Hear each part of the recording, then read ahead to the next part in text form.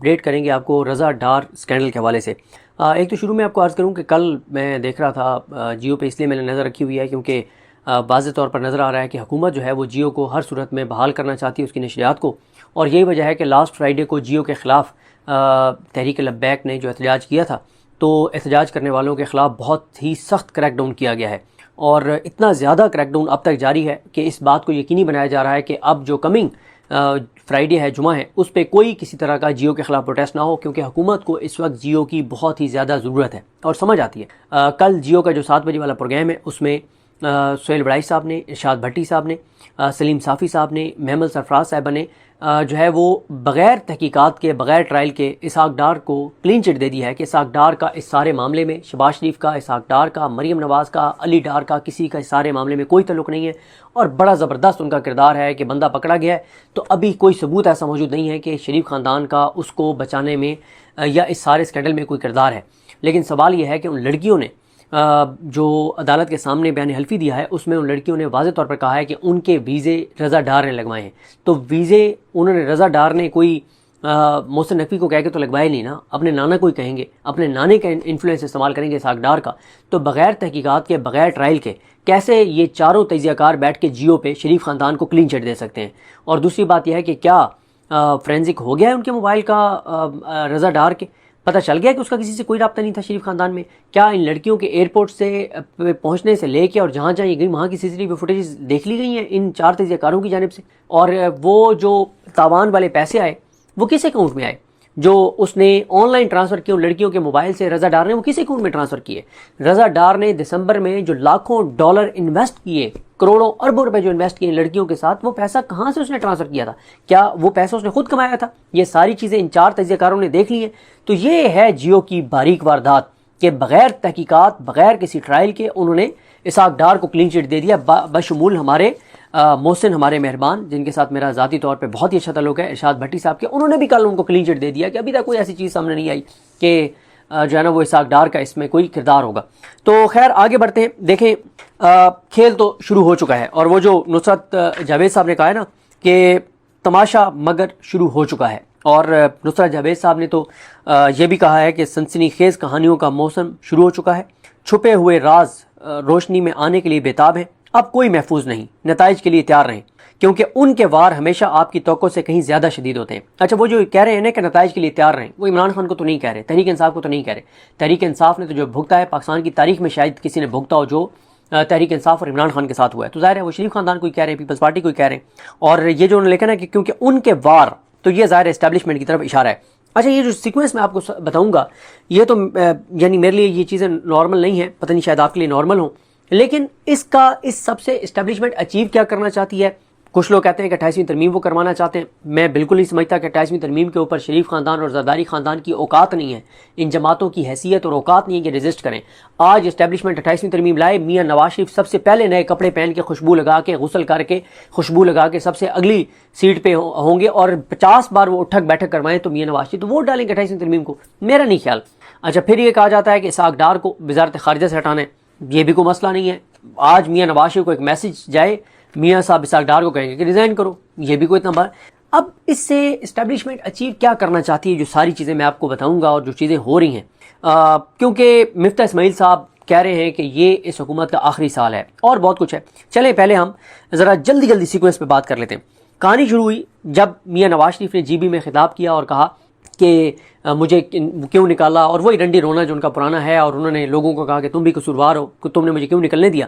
मोहम्मद मालिक साहब ने उस अगले दिन एक प्रोग्राम किया, अपने जो प्रोग्राम वो एयरवे पे करते हैं, वो कहते हैं कि मियाँ नवाज शरीफ को शटअप कॉल दी गई है और मियाँ नवाज शरीफ को कहा गया कि आप पावर अरीना से बाहर रहें।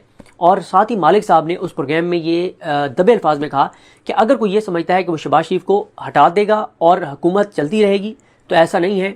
इस्टेब्लिशमेंट को शहबाज शरीफ की ज़रूरत है, नून लीग की ज़रूरत नहीं है। उससे एक तासुर ये मिला कि मियाँ नवाज शरीफ, वो जो बातें होती थी कि मियाँ नवाज शरीफ कहते हैं कि मुझे वज़ीर-ए-आज़म बनाओ दोबारा, और शहबाज शरीफ से वो मुतमईन नहीं है। तो बहरहाल मालिक साहब ने दबे अल्फाज में ये कहा कि अगर शहबाज शरीफ जाएगा तो ये पूरी हुकूमत जाएगी।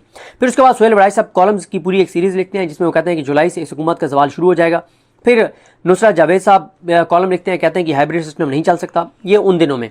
फिर हफीजुल्लाह न्याजी साहब कॉलम लिखते हैं, वो कहते हैं कि इस हुकूमत का 9 अप्रैल 2022 करीब है, यानी जब रिजीम चेंज हुआ था इमरान खान का। उसी तरह से इनका भी रिजीम चेंज करीब है। फिर ईरान अमेरिका का जो MOU होता है उस पर फैसल वाडा और मोहसिन नकवी जो ट्वीट्स करते हैं उसमें वो सिर्फ जो है वो क्रेडिट देते हैं फील्ड मार्शल को, शहबाज शरीफ का नाम नहीं लिखते।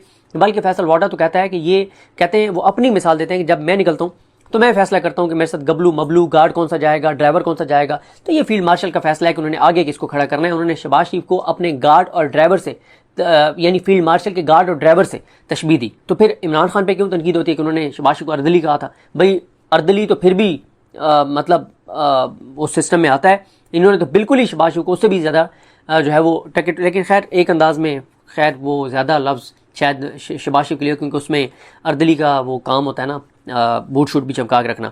अच्छा, उसके बाद गरीदा फारूकी साहिबा कहती हैं कि सिक्योरिटी एक ऑफिशियल ने, एक हाई सिक्योरिटी ऑफिशियल ने हमें ब्रीफिंग के लिए सहाफ़ियों को बुलाया था, एंकर्स को बुलाया था।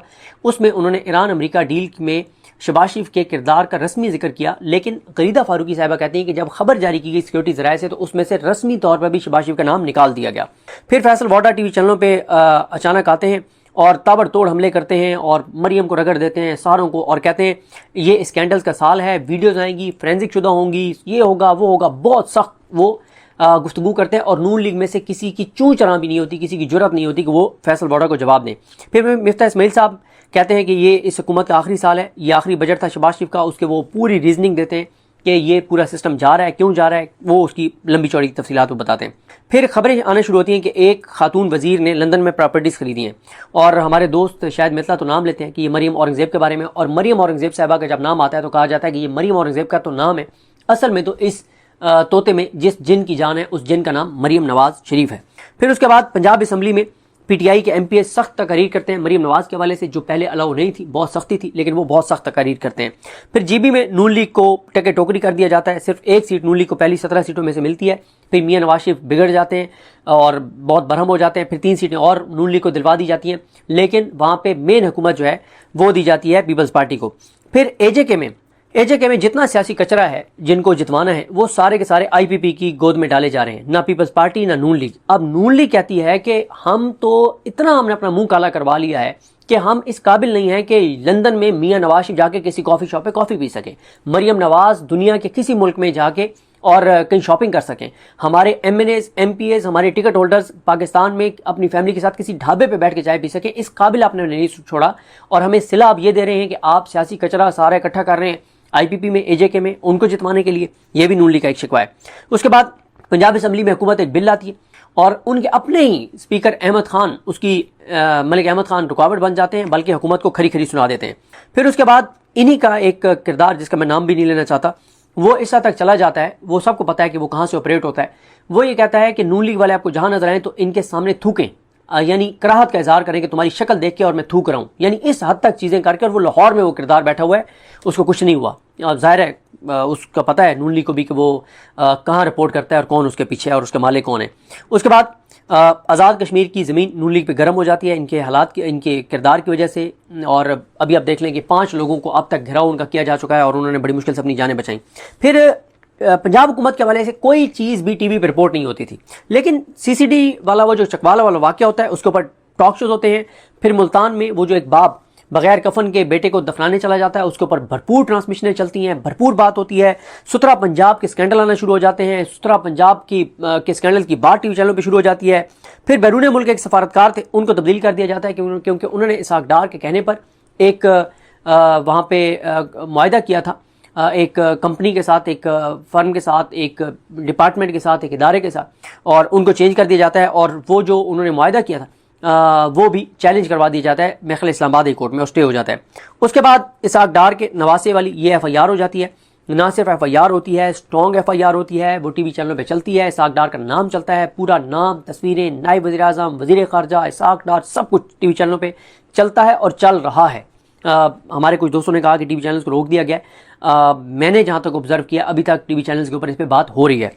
उसके बाद फैसल वाडा इस्तीफ़ा मांग लेते हैं इसाक डार से, और मरीम नवाज़ का एक करीबी यूट्यूबर जो मरीम नवाज़ और शरीफ ख़ानदान के बहुत करीब रहा, उनका बेनिफिशरी है, वो कहता है कि इस सब में मरीम नवाज़ भी शरीक हैं, अली डार भी शरीक हैं और DIG फैसल कामरान को भी वाड़े हाथों लेते हैं और लाहौर में बैठ के वो बहुत कुछ करते हैं। फिर उसके बाद पिंडी में 1 घंटे में 8 ब्यूरोक्रेट्स जो है वो चेंज हो जाते हैं। MK हुकूमत को आंखें दिखाने लग जाती है।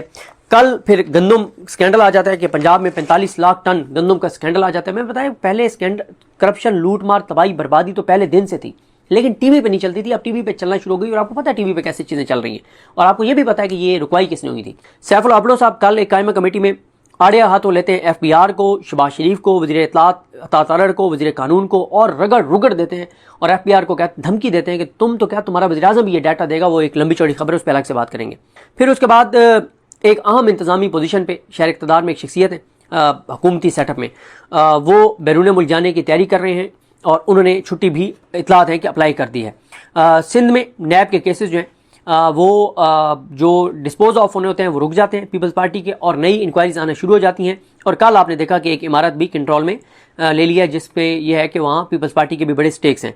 उसके बाद नुसरत जावेद साहब, अच्छा इस सब पे एक चीज़ मैं मिस कर गया हूँ, वो ये है कि TTAP तहरीक तहफ़्फ़ुज़ पाकिस्तान और PTI के जो लोग इंगेज हैं वो ये कहते हैं, 2 महीने से मैं आपको बता रहा था कि वो ये दावा करते हैं कि हमें ये कमिटमेंट दी गई है कि बजट के बाद आपके लिए चीज़ें हम नॉर्मल करना शुरू कर देंगे और आपको चीज़ें होती नज़र आ जाएंगी। अभी तक बहरहाल इमरान खान, PTI, तहरीक इंसाफ, अवाम पाकिस्तान के लिए कहीं पर कोई आसानियाँ शुरू नहीं हुई, लेकिन वो ये क्लेम करते हैं कि जुलाई के अंदर अंदर बहरहाल चीज़ें कुछ होंगी। इस वक्त तक ये है कि नून लीग के खिलाफ तो चीज़ें शुरू हो गई हैं, लेकिन PTI को स्पेस बहरहाल नहीं मिली। ये दोनों बातें वाज़ेह करना ज़रूरी है। अच्छा, उसके बाद नुसरत जावेद साहब एक ट्वीट करते हैं और ये मैं बता चुका हूँ, अब हम उसी पे एंड करेंगे। उन्होंने जो ट्वीट किया था उसको असद चौधरी साहब, उनके प्रोड्यूसर हैं और हमारे बहुत अच्छे दोस्त हैं, असद चौधरी ने उसको उर्दू में ट्रांसलेट करके को ट्वीट किया, जिसमें नुसरत जावेद साहब ने ये लिखा था कि सायों में गूंजती सरगोशियाँ अब पहले से ज़्यादा बुलंद हो चुकी हैं। सनसनी खेज कहानियों का मौसम शुरू हो चुका है। छुपे हुए राज रोशनी में आने के लिए बेताब हैं। अब कोई महफूज नहीं, नताइज के लिए तैयार रहें, क्योंकि उनके वार हमेशा आपकी तोक़ों से कहीं ज़्यादा शदीद होते हैं। फिर कल नुसरत जावेद साहब ने कॉलम लिखा, वो कहते हैं कि तमाशा मगर शुरू हो चुका है, चस्के की हवस इसे सनसनी खेज बनाए चली जा रही है। पूरा कॉलम फिर एंड करते हैं यहाँ पे, ज़्यादा देर तक मगर इसको चलाया भी नहीं जा सकता। नज़ला किसी न किसी ताकतवर मोरे पर ज़रूर गिरेगा। वैसे तो को आगे वो खैर एक और लाइन थी। देखें, ये जो चीज़ें मैंने आपको गिनवाई है ना, कोई 29-30, ये नॉर्मल चीज़ें नहीं हैं, ये पहले नहीं थी। PTI को ये कहा गया था पंजाब में कि मरीम नवाज़ हमारी डेडलाइन है, मरीम के हवाले से डायरेक्ट इनडायरेक्ट बनाएंगे तो हम ठोक देंगे तुम्हें, असम्बली में बात नहीं हो सकती थी। ये सारा कुछ जो हो रहा है, तो ये मामला इतना सादा नहीं है। अब इसके मकासद क्या है अल्लाह की ज़ात बेहतर जानती है, हमारे सामने कोई ऐसी चीज़ अभी नहीं है। क्यों इस हद तक नून लीग के खिलाफ चीज़ें हो रही हैं और क्या PTI को कोई स्पेस मिलना शुरू होगी, ये वो सवाल है जिसका जवाब अभी देना मुमकिन नहीं है, क्योंकि अभी हमारे सामने कोई ऐसी चीज़ नहीं है कि PTI को स्पेस मिलना शुरू हुई हो या इमरान खान को इंसाफ मिलना शुरू हुआ हो, इमरान खान की फैमिली से मुलाकातें शुरू हुई हों। तो बहरहाल देखते हैं चीज़ें कैसे आगे बढ़ती हैं। मुझे अपने दुआ में याद रखें। अल्लाह की हम सबका हामी नासर हो। अल्लाह हाफ़िज़।